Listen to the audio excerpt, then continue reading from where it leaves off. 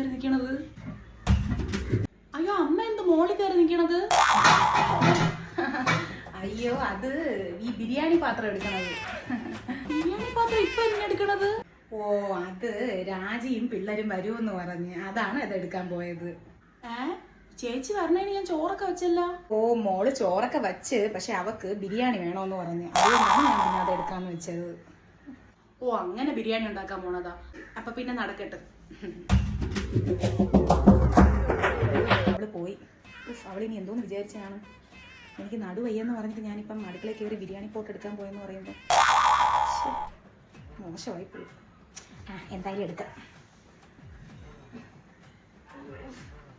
നട്ടലൊടിക്കും. മോള് വരുമ്പം ഒരു കുഴപ്പവും ഇല്ല.